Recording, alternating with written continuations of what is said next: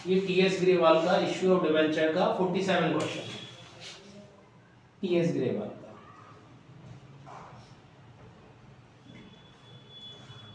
Question देखिए, सबसे पहले इन तीनों एंट्रियों को उतार लीजिए। पहली एंट्री क्या होगी, bank account debit to 10% debenture application and allotment account. दूसरी एंट्री होगी 10% debenture application and allotment account debit, discount account debit, loss on issue of 10% debenture account debit to 10% debenture account to SPR account to premium on redemption of 10% debenture account. एक तीसरी entry written of की और उतार लो। पहले हम लोग जो question कराया था उसमें केवल 2 एंट्री आई थी और इसमें 3 एंट्री आएंगी। तीसरी एंट्री रिटन ऑफ की आएगी। अगर उन्होंने रिटन ऑफ के बारे में पूछा है तो ये तीसरी एंट्री होगी, अगर रिटन ऑफ के बारे में नहीं कहा है तो केवल 2 एंट्री कीजिएगा। हर साल ये क्वेश्चन आता है। चलिए स्टार्ट करते हैं। इसके अमाउंट कैसे भरे जाएंगे, ये एंट्री तो आप कर लोगे, रट लेना, एंट्री कर लेना। इसके अमाउंट देखिए, मेन इंपॉर्टेंट अमाउंट होते हैं। स्टेप बाय स्टेप कैसे रखेंगे, देखिए क्वेश्चन में आप एक वर्ड देखिए जिसको हम रिडीमेबल कहते हैं। क्वेश्चन में एक वर्ड दे रखा होगा जिसे हम रिडीमेबल कहते हैं। क्वेश्चन पढ़ लेते हैं। Kit ply limited issued 2 lakh rupees 10% debenture at a discount of 5%। जो 2 लाख रुपए लिखे हुए हैं तो वो लिख देंगे डिबेंचर के सामने। जो सबसे पहले आपके 2 लाख रुपए लिखे हुए हैं वो आप डिबेंचर के सामने लिख दीजिएगा। अगर वो डिबेंचर में है तो 100 रुपए का, 50 रुपए का, जितना भी है उसका इंटू करके लिखना।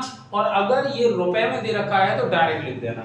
यहाँ पे जो क्वेश्चन दे रखा है 2 लाख रुपए के डिबेंचर इश्यू करे तो आप डायरेक्ट डिबेंचर के सामने 2 लाख रुपए लिख दीजिए।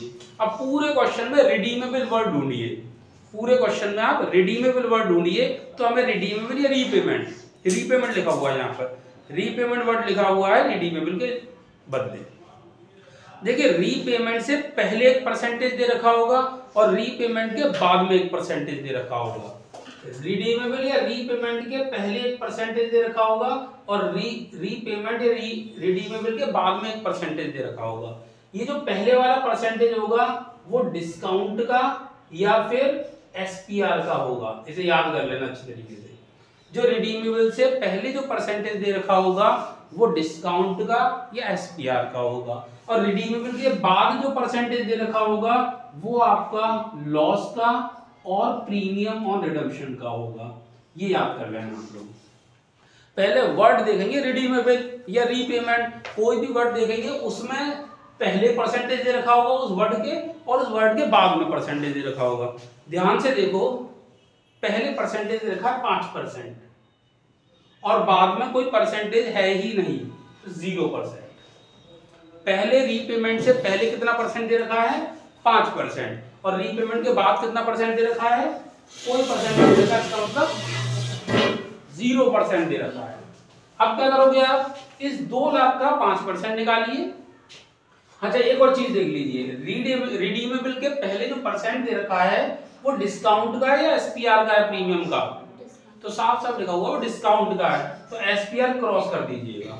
डिस्काउंट का है तो एसपीआर क्रॉस कर देना, एसपीआर का तो डिस्काउंट क्रॉस कर देना। इसके बाद ये तो है ही नहीं, ओके। फिर 5% इसका निकालेंगे, कितना आएगा 10,000 रुपए और 0% आएगा 0 रुपए। 10,000 आएगा इसका और 0 आएगा इसका।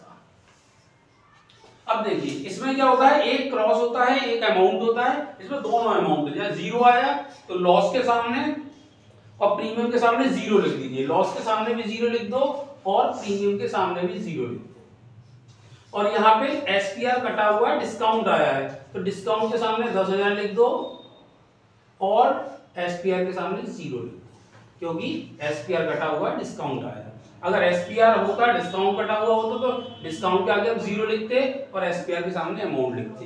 तो क्या करना है आपको, रिडीमेबल से पहले परसेंटेज, रिडीमेबल के बाद परसेंटेज। रिडीमेबल के पहले परसेंटेज एक दे रखा होगा, या तो डिस्काउंट का या एसपीआर का, तो उसमें से एक चूज करना और इसमें दोनों का ही दे रखा होता है। अब क्या करना है, हमें ये 3 अमाउंट निकालने, एक ये वाला, एक ये वाला, एक ये वाला, 3 अमाउंट निकालने। बहुत इजी है, इन तीनों का टोटल करके इन दोनों को घटा देना हमेशा। इन तीनों का टोटल करके इन दोनों को घटा देना, आपके ये तीनों अमाउंट आ जाएंगे 1,90,000, 1,90,000 और 1,90,000। ऐसे करनी है ये एंट्री। कितना इजी ट्रिक है। आप एक काम करना, सबसे पहले 3 एंट्री कर लेना, फिर सबसे पहले हमारा डिबेंचर निकलेगा। डिबेंचर कैसे निकलेगा, दे रखा होगा क्वेश्चन में, रुपए में दे रखा होगा, डायरेक्ट लिख देना, रुपए में नहीं दे रखा तो होगा तो फेस वैल्यू से इनटू करके लिख देना। फिर क्या करना है, वर्ड ढूंढना है रिडीमेबल। रिडीमेबल से पहले एक परसेंटेज दे रखा होगा, रिडीमेबल के बाद एक परसेंटेज दे रखा होगा। इस क्वेश्चन में रिडीमेबल के बाद कोई परसेंटेज नहीं दे रखा है, रिडीमेबल से पहले दे रखा है। तो उस 5% को 2 लाख पे निकालना, 10,000 आया और 0% निकाल के 0 आया। तो हमें क्या करना है, डिस्काउंट का दे रखा था, प्रीमियम का नहीं दे रखा था, डिस्काउंट में लिख दिया और प्रीमियम एसपीआर में 0 कर दिया।